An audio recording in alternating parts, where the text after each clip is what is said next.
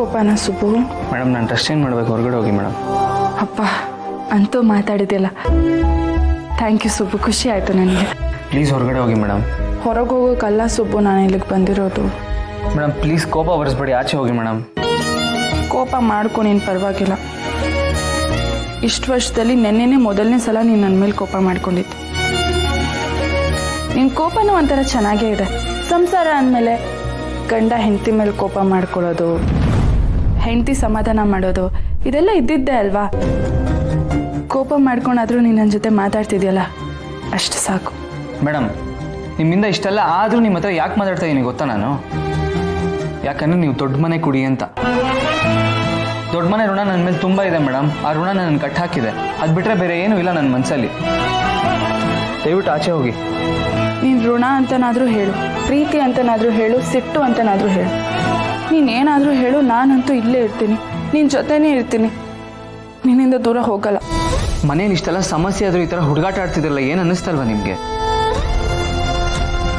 ಇಲ್ಲ ಮೇಡಮ್, ನನ್ನ ಜೀವನನೇ ಹಾಳಾಗೋಯ್ತಲ್ಲ ಮೇಡಮ್. ನಿಮ್ಮಿಂದ ನನ್ನ ಜೀವನ ಹಾಳಾಗೋಯ್ತು ಅಂತ ಹೇಳ್ತಿದ್ದೀನಿ, ಹೊಸ ಜೀವನ ಕಟ್ಕೋಬೇಕು ಅಂದ್ಕೋತಾ ಇದ್ದೀರಲ್ಲ. ನಾನು ಏನು ತಪ್ಪು ಮಾಡಿದೆ ಅಂತ ನನ್ನ ಜೀವನದಲ್ಲಿ ಹೀಗೆಲ್ಲ ಮಾಡ್ತಿದ್ದೀರಾ? ಮನೆಯವ್ರ ಪ್ರೀತಿ ಕಳ್ಕೊಂಡು, ಯಜಮಾನ್ರ ನಂಬಿಕೆ ಕಳ್ಕೊಂಡು, ನನ್ನ ಜೀವನದಲ್ಲಿ ಅರ್ಥನೇ ಕಳ್ಕೊಂಡು ಬದುಕ್ತಾ ಇದ್ದೀನಿ. ಒಳ್ಳೆ ಜೀವಂತ ಶವ ಆಗಿದ್ದೀನಿ ನಾನು. ಇನ್ನೂ ಯಾಕೆ ಇಷ್ಟು ಹಿಂಸೆ ಕೊಡ್ತಿದ್ದೀರಾ ಮೇಡಮ್? ದಯವಿಟ್ಟು ನನ್ನ ಪಾಡಿಗೆ ನಾನು ಬಿಟ್ಬಿಡಿ. ನೀನು ಈ ಥರ ಚುಚ್ಚು ಮಾತಾಡಿದ್ರು ನೊಂದ್ಕೊಳ್ಳೋಳಲ್ಲ ಸುಬ್ಬು ನಾನು. ನೀನು ನಂಗೆ ಬೈದರೂ ಪರವಾಗಿಲ್ಲ, ನನಗೇನು ಅನಿಸಲ್ಲ. ಭ್ರಮೇಲಿ ಬದುಕ್ತಾ ಇದ್ದೀರಾ ಮೇಡಮ್ ನೀವು? ನಿಜವಾಗ್ಲೂ ಭ್ರಮೇಲಿ ಬದುಕ್ತಾ ಇದ್ದೀರಾ? ಭ್ರಮೇಲಿ ಬದುಕೋದು ಒಂಥರ ಚೆನ್ನಾಗೇ ಇದೆ ಸುಬ್ಬು.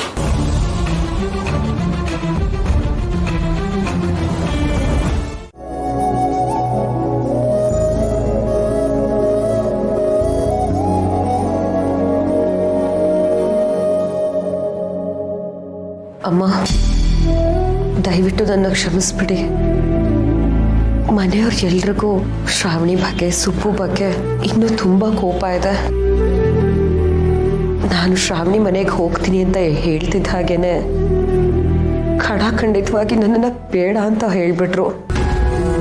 ಅರ್ಥ ಆಗುತ್ತಮ್ಮ. ಸಂಬಂಧಗಳು ಹತ್ತಿ ಇದ್ದ ಹಾಗೆ, ಈ ಕೋಪ ಅನ್ನೋದು ಬೆಂಕಿ ಕಿಡಿ ಇದ್ದ ಹಾಗೆ. ಹತ್ತಿ ಅಂತ ಸಂಬಂಧಕ್ಕೆ ಕೋಪ ಅನ್ನೋಂಥ ಬೆಂಕಿ ಕಿಡಿ ಹತ್ಕೊಂಡ್ರೆ ಹೊತ್ಕೊಂಡು ಉರಿಯುತ್ತೆ. ಮೊದಲೇ ಕೋಪ ತಣ್ಣಗಾಗ್ಲಿ. ಆದರೆ ನನ್ನ ಮೊಮ್ಮಗಳಲ್ಲಿ ಹೇಗಿದ್ದಾಳಪ್ಪ. ಆದರೂ ನಾನಾದರೂ ಹೋಗಿ ಶ್ರಾವಣಿ ನೋಡ್ಕೊಂಡು ಬರಬೇಕಾಗಿತ್ತು. ಆದರೆ ಇದುವರೆಗೂ ನನ್ನನ್ನು ಏನೋ ಕೇಳದೆ ಇರೋ ವೀರು ಅಲ್ಲಿಗೆ ಹೋಗಬೇಡಿ ಅಂತ ಹೇಳಿ ನನ್ನ ಕಾಲು ಕಟ್ಟಾಕ್ಬಿಟ್ಟಮ್ಮ. ಆದರೂ ಶ್ರಾವಣಿ ಬಗ್ಗೆ ತಿಳ್ಕೊಳ್ದೇನೋ ಇರೋಕ್ಕಾಗಲ್ಲ. ಈಗಾಗಲೇ ಹೊತ್ತಾಗಿದೆ. ಆದರೂ ಪರವಾಗಿಲ್ಲ, ಫೋನಲ್ಲಾದರೂ ಅವಳ ಹತ್ರ ಮಾತಾಡ್ತೀನಿ. ನನಗೆ ಫೋನ್ ಮಾಡಿಕೊಡ್ತೀಯಮ್ಮ ವಂದನ?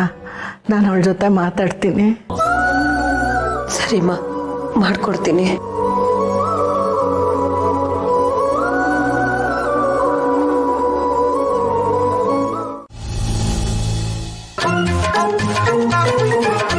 ಏನು ಮಮ್ಮಿ ಇದು? ಏನು ಅಂದ್ಕೊಂಡ್ರೆ ಏನೇನೋ ಆಗ್ತಾ ಇದೆ, ಅಂದ್ಕೊಂಡಿದ್ದು ಆಗ್ತಾ ಇಲ್ಲ. ನನಗೆಲ್ಲ ತಾಳು ಕೆಳಗೆ ಕಾಣಿಸ್ತಾ ಇದೆ. ಇರಲೇ ಈ ದರಿದ್ರ ನಿನ್ನ ಮಾತು ಕಟ್ಕೊಂಡು ಎಲ್ಲೆಲ್ಲೋ ನೋಡಂಗಾಯ್ತು. ಅಲ್ಲ ಕಣ, ಈ ಕಾರ್ತಿಕೇಯ ಮಿನಿಸ್ಟರ್ ಮನೆಗೆ ಹೋಗಿದ್ದ, ಬಂದಿದ್ದಾನೆ. ಆದರೆ ಏನು ನಡೀತು ಅಲ್ಲಿ ಅನ್ನೋದು ಗೊತ್ತಾಗ್ತಿಲ್ವಲ್ಲ.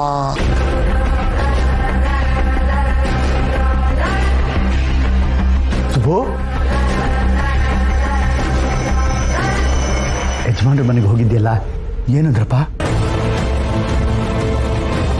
ಈಗ ನಿಯತ್ತಿನ ಹೆಸರಲ್ಲಿ ನೀನ್ ನಂಬಿಕೆ ದ್ರೋಹ ಮಾಡ್ಬಿಟ್ಟೆ. ಈ ಮನೆಯಲ್ಲಿ ಛಲ ಇಲ್ಲ. ಇನ್ನು ನೀನ್ ಇಲ್ಲೇ ಇದ್ರೆ ಗಾಳಿ ಲಾರಿದ ಗುಂಡು ನಿನ್ ಎದೆಗೆ ಸೇರುತ್ತೆ.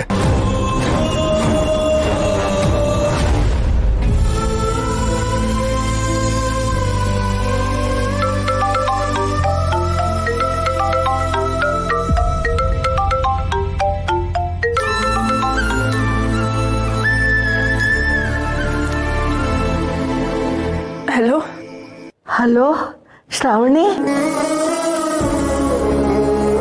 ಅಜ್ಜಿ ಯಾಕೋ ಬಂಗಾರ, ಏನಾಯ್ತು ಪುಟ್ಟಿ? ಅಳ್ತಿದೆಯೇನೋ? ಸಾರಿ ಕಣ ಪುಟ್ಟ, ನಿನ್ನ ನೋಡಕ್ ನಂಗೆ ಬರೋಕ್ಕೆ ಆಗಲಿಲ್ಲ. ಈ ಮನೆ ಪರಿಸ್ಥಿತಿ ಅಷ್ಟು ಚೆನ್ನಾಗಿಲ್ಲ.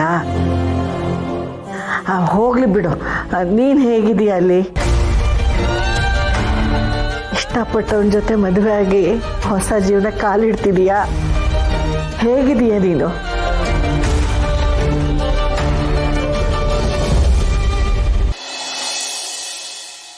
ನನ್ಗೇನಜ್ಜಿ, ನಾನು ಚೆನ್ನಾಗಿದ್ದೀನಿ, ತುಂಬ ಚೆನ್ನಾಗಿದ್ದೀನಿ. ಇಲ್ಲಿ ಎಲ್ಲರೂ ನನ್ನ ಹೇಗೆ ನೋಡ್ಕೋತಾ ಇದ್ದಾರೆ ಗೊತ್ತಾ? ರಾಣಿ ರಾಣಿ ಥರ ನೋಡ್ಕೋತಾ ಇದ್ದಾರೆ. ಹೌದೇನೆ? ಕೇಳ್ತಿಯಲ್ಲ ಅಜ್ಜಿ, ಇಲ್ಲಿ ಯಾರು ನನ್ನ ನೆಲದ ಮೇಲೂ ಕಾಲಿಡಕ್ ಬಿಡಲ್ಲ, ಒಂದ್ ಕೆಲ್ಸನೂ ಮಾಡಕ್ ಬಿಡಲ್ಲ. ಇಲ್ಲಿ ಎಲ್ರಿಗೂ ನಾನಂದ್ರೆ ತುಂಬಾ ಪ್ರೀತಿ. ಸಂತೋಷ ಕಣ ಮಗಳೇ, ಈ ಮಾತು ಕೇಳಕ್ಕೆ ನಾನು ಕಾಯ್ತಾ ಇದ್ದೆ ಕಣೆ. ನೀನು ಅಲ್ಲಿ ಊಟ ತಿಂಡಿ ಎಲ್ಲ ಸರಿಯಾಗಿ ಮಾಡ್ತಾ ಇದೀಯಾ? ಇವ್ರ ಪ್ರೀತಿ ಎಲ್ಲ ಹೊಟ್ಟೆ ತುಂಬೋಗಿರುತ್ತೆ ಅಜ್ಜಿ. ಊಟ ತಿಂಡಿ ಎಲ್ಲ ಹೆಂಗ್ ಮಾಡ್ಲಿ ಹೇಳಿ? ಆದ್ರೂ ಇವ್ರು ಯಾರು ಸುಮ್ಮನೆ ಬಿಡಲ್ಲ. ಒಬ್ಬೊಬ್ರು ಒಂದೊಂದು ತುತ್ತಂತ ತಿನ್ಸಿದ್ರು ಹೊಟ್ಟೆ ತುಂಬಿ ಕುತ್ತಿಗೆವರೆಗೂ ಬಂದಿರುತ್ತೆ.